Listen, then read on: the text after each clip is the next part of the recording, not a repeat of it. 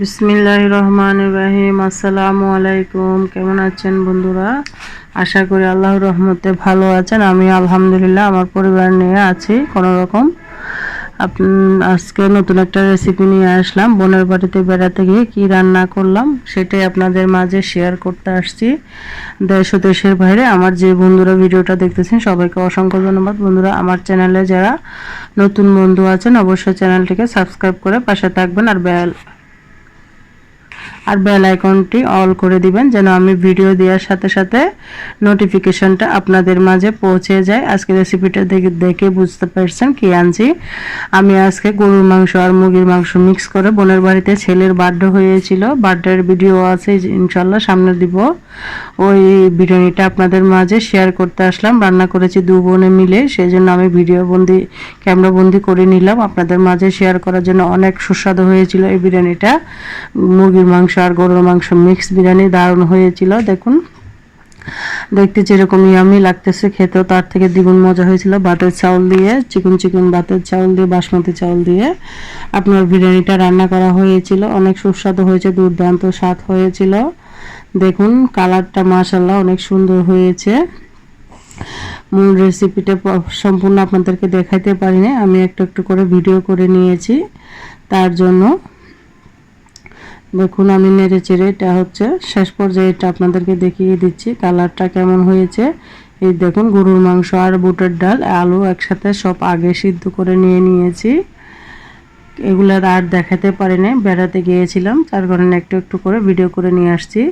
তারপর চুলার মধ্যে চলে গেলাম, তেল বসিয়ে দিয়েছে। এখানে 250 গ্রাম থেকে বেশি তেল দিয়েছে, 2 কেজি চালের জন্য 250 গ্রাম থেকে বেশি তেল হবে। তারপর পেঁয়াজ দিয়েছে, মাংসতে অনেক পেঁয়াজ আদা রসুন সব দিয়ে দিয়েছে, সেজন্য এখানে তেলের মধ্যে অল্প পেঁয়াজ দিয়েছে। তারপর চিকেনগুলোকে তেলের মধ্যে ভেজে নিবে। গরুর মাংস তো আগে রান্না করে ফেলেছে, সেই জন্য চিকেনগুলোকে তেলের মধ্যে ভেজে নিয়েছে। চিকেন হতে কিন্তু বেশিক্ষণ সময় লাগে না, অল্প সময়ের মধ্যে চিকেনটা রান্না করা হয়ে যায়। ছোট ছোট করে চিকেনটা কেটে নিয়েছে, তারপরে তেলের মধ্যে ভেজে নিচ্ছে। তারপর দিয়ে দিয়েছি সরিষা বাটা, তেলের মধ্যে অনেকগুলো সরিষা বাটা দিয়ে দিয়েছি। বিরিয়ানিটা অনেক মজা, ওইভাবে রান্না করবেন, ট্রাই করবেন। ভাতের চাউল দিয়ে গরুর মাংস দিয়ে মুরগির মাংস দিয়ে বিরিয়ানিটা দুর্দান্ত স্বাদ হয়েছিল। এবার আমি রান্নাটা করেছি অবশ্য প্যাকেট বিরিয়ানি মশলা দিয়ে। তারপরে এখানে আমি দিয়ে দিচ্ছি গাজর। ডিপের মধ্যে গাজর ছিল, ওই গাজরটা দিয়েছে, কাঁচামরিচ দিয়েছে। অনেক স্বাদের দেখুন প্যাকেট বিরিয়ানি দিয়ে বিরিয়ানিটা রান্না করব, অনেক মজা হয়েছিল। 2 কেজির জন্য দুটা বিরিয়ানির প্যাকেট নিয়েছি।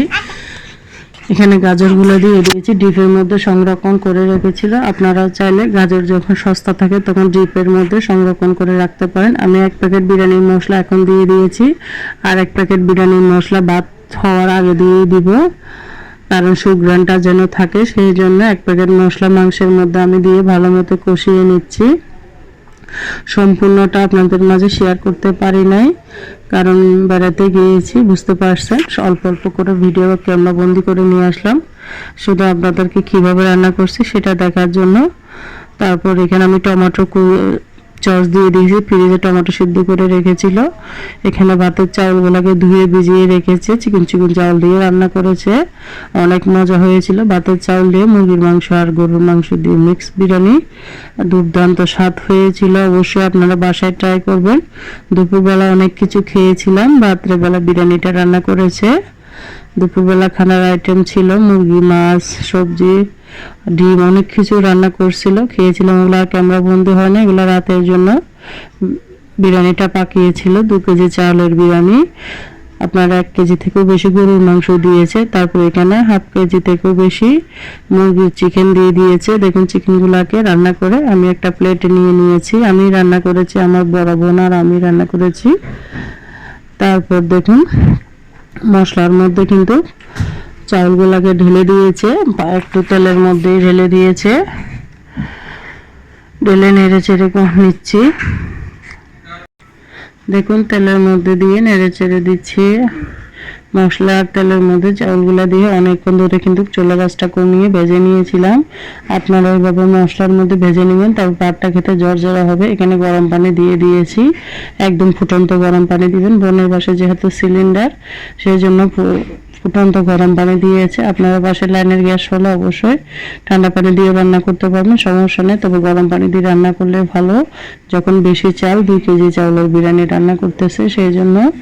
দেখুন পানি দেওয়ার সাথে সাথে কিন্তু বিরিয়ানিটা বলক এসে গেছে। বিরিয়ানিটা বলক এসে গেল, গরম পানি দিলে সাথে সাথে বলক এসে যায়, সেই জন্য গরম পানি দেওয়াটা চেষ্টা করবেন। দেখুন মাশাআল্লাহ অসাধারণ কালার হয়েছিল,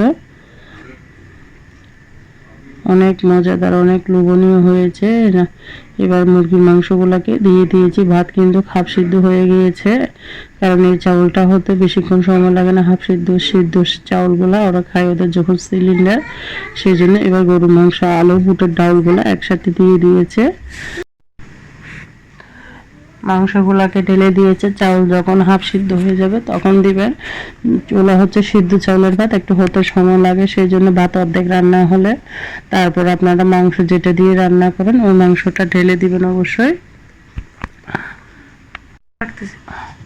দুর্দান্ত স্বাদ হয়েছিল। দেখুন এবার ভালো করে নেড়ে চেড়ে দিচ্ছি। অনেক বড় পাতিলে কিন্তু ভাতটা বসিয়েছে, অনেক মজাদার হয়েছিল, তাই আপনাদের সাথে মনে করছি শেয়ার করি। বোনের বাড়িতে গিয়েছিলাম, ছেলের বার্থডে, ছোট ছেলের বার্থডে হয়েছিল। নেড়ে চেড়ে ভালো করে ভাতের সাথে মাংসটা আমি মিশিয়ে দিচ্ছি। অনেক লোভনীয় হয়েছিল মাংসটা। এবার আর একটু মশলা, যেটা 1 প্যাকেট মশলা ছিল ওই মশলাটা ঢেলে দিয়েছি। ভাত যখন হয়ে গেছে আর বেশিক্ষণ সময় লাগবে না, ভাত আমাদের প্রায় হয়ে গিয়েছে, সেই জন্য মশলা অর্ধেকটা দিয়ে দিয়েছি। দেখুন প্রায় হয়ে গেছে ভাতটা, অনেক সুস্বাদু হয়েছিল। গরুর মাংস আর চিকেন দিয়ে বিরিয়ানি খুব লোভনীয় হয়েছিল। অবশ্যই আপনারা বাসায় এভাবে ট্রাই করবেন। দেখুন দারুণ স্বাদের। আমার চ্যানেলের সাথে থাকবেন আর চ্যানেলটিকে অবশ্যই সাবস্ক্রাইব করে বেল আইকনটি অল করে দিবেন। আর যারা ভিডিও জুড়ে এতক্ষণ পর্যন্ত ছিলেন সবার জন্য অনেক অনেক ভালোবাসা, অনেক অনেক দোয়া রইল। ধৈর্য ধরে যারা এতক্ষণ পর্যন্ত ভিডিও জুড়ে আসছেন তারা অবশ্যই আমার চ্যানেলটিকে সাবস্ক্রাইব করে বেল আইকনটি অল করে দিবেন। আর যারা লাইক দিতে ভুলে গেছেন এই পর্যায়ে এসে একটা লাইক দিয়ে দিবেন। সবাই সুস্থ থাকবেন, ভালো থাকবেন। আল্লাহ হাফেজ।